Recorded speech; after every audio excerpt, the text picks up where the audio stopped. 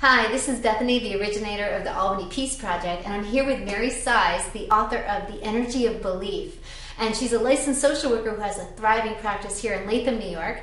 And so, Mary, the question I wanted to ask you today is, what is going on inside of people when they do violent acts and when... Well, one of the things that a lot of people don't realize is how the brain works, okay? So we have this brain. The top part of our brain, you can think of it like this. This part here is where all our smarts are, where all your reasoning and your logic, and when you're thinking of something, you're accessing this top part of the brain. It's called your neocortex. It sits almost like a helmet on top of your brain. But if we were to take that top part off, way deep in the middle is what's called your emotional brain, your limbic brain. And that's where your fight, flight, or freeze is. Right. So what happens to people is if somebody does something to you that you perceive as threatening, okay, there's a part of the brain in there, it's called your amygdala. It's like a little smoke alarm in there. Okay, so for example, if somebody comes up and puts a gun to your head, what will happen? Say he has red hair. From that point on, anytime you see a man with red hair, you're going to freak out. You're going to think, I'm going to die, because your smoke alarm is going to go off. The louder the smoke alarm, the less this part of your brain, the top part you have online. So now you go limbic. You will either freeze, or you'll go into fight mode, or you'll run. Okay? So that's how everybody's hardwired for survival. Okay? People who didn't do this didn't survive, therefore they're not our ancestors. Right, so right. we're all like that, and we're human. Okay? Right. So oftentimes with people, what happens is they react. And it's oftentimes they don't even know what it goes to, but they become so limbic that they can't think. So they might feel threatened in a relationship, or somebody comes at them, or somebody puffs up to them, and all of a sudden they're reacting with all this anger energy, and they can't think, oh my God, that's my wife. Oh my God, that's my children, my child. Right. They just feel threatened and they react. Okay, and if you don't have this part of your brain, that's when you say really stupid stuff. Okay, or you do like reactive kinds of things, and because we're all hardwired that's why it keeps repeating. For women, oftentimes you'll see they'll freeze. So they might be in a board meeting with their colleagues, and all of a sudden the boss gets really angry, and you'll see women oftentimes will freeze, they'll shut down. Other men might get really angry and react to him because their father was aggressive, and so they're triggered back to being a kid. And then you'll see other people just sit there and it doesn't bother them at all, because their brain isn't wired to react to somebody else getting in their face, or it doesn't get as frightened with it doesn't get as reactive. Okay? And then what happens is, this is what happens like in domestic violence, for example. The woman's frozen, or the man could be, but it's usually the woman.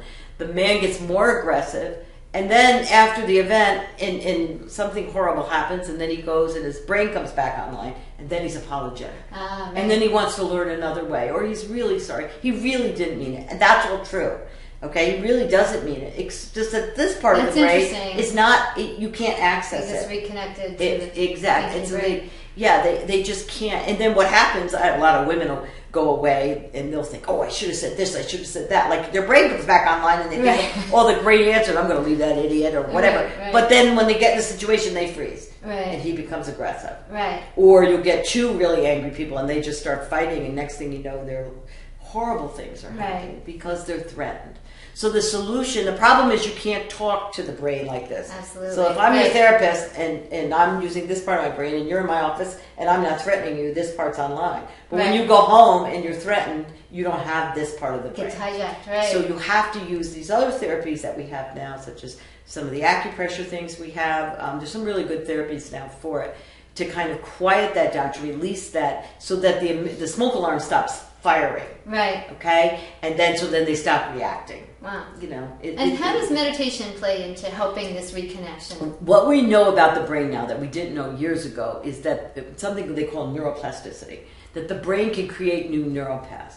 So when you start practicing meditation, what begins to happen is you're starting to practice new neural paths, new wiring. So instead of just free the fight or flight response, you're starting to create new ways of being, and so it's just easier. Right. to just have a little more of this of your brain online Right. when somebody's in your face. Right. That's how it helps. So in meditation, we go into that place where kind of the brain is, the neocortex is connected. Yes, and you'll see if they do when they do brain studies of meditators, their brains are totally different than ours. How so? They just have different neuropaths. They're able to, areas of the brain will light up that in most people they're not. Right. They haven't lit up. That's why what we do with children now is so important, because now we're laying down these neuropaths. Right. So if a child grows up in violence, you'll see this in people. They have. Sometimes the word is kindling. It's like they're always afraid. They're always, it's like right there. Somebody Hypervigilance. and then somebody just puts a piece of paper on it, and the whole thing blows up. Right. That's from their childhood. It's the other. Sometimes you can think of it like a car. It's idling too high. They idle too high. Yeah. And so Nice there's not that much room for somebody to be in their face before they're reacting. Right. Meditation will begin to take that down. Right. So will some of these new energy psychology or other things. But you have to do those kinds of things. It's not talking, because this part of the brain isn't in trouble. It's just not available. Right, You right. can't act. Right. So, and then what happens is people feel like they're crazy or there's something wrong with them. There's nothing wrong with them. Yes. The question is only what happened to you. Right, that your brain is doing this when Right. it doesn't need to do that Yeah. anymore. With Yeah. your wife or with your colleague at work. You don't need to be that aggressive. So in meditation, sometimes when negative feelings come up, they can kind of bubble up a little bit, and by just kind of sitting with them and Exactly. staying with them, Yep. then If you feel something fully, it'll dissipate. But, people need to know that. Yeah, Because they but get you have to- overwhelmed by it, right? And then they want to do their addictions. They want to do everything else to not feel. So meditation helps you realize, oh my God, I can survive a feeling. This won't kill me. I'm bigger than this. Yeah, but the problem is when they're happening when you're children, you can't. It's too much. It overloads the circuits. Right. And so it's too much. And so you do everything not to go there again. Right. Including beating up the guy next to you. Right. Yeah. Interesting. So it's almost like meditation could be like a reparenting almost. Is that right? Kind of like Well, you're rewiring your brain is what you're really doing. And things that didn't happen. I mean, I don't know about your house growing up, but like nobody was sitting there going, oh, namaste, I'm so happy you're here. I know, right. Like nobody was getting that. Like, at least in the 50s. I don't know about the rest of the world. Right, But, so we begin to train the brain to settle down. Nice. And that's what happens. That's why it's really important. Well, thank you so much, Mary. You're going to lead us in a meditation now. And anything you want to tell us about it? We're just going to wing it. You're just going to wing it. All right. We're going to wing it here with Mary Sise. Thank you very much. Thank you.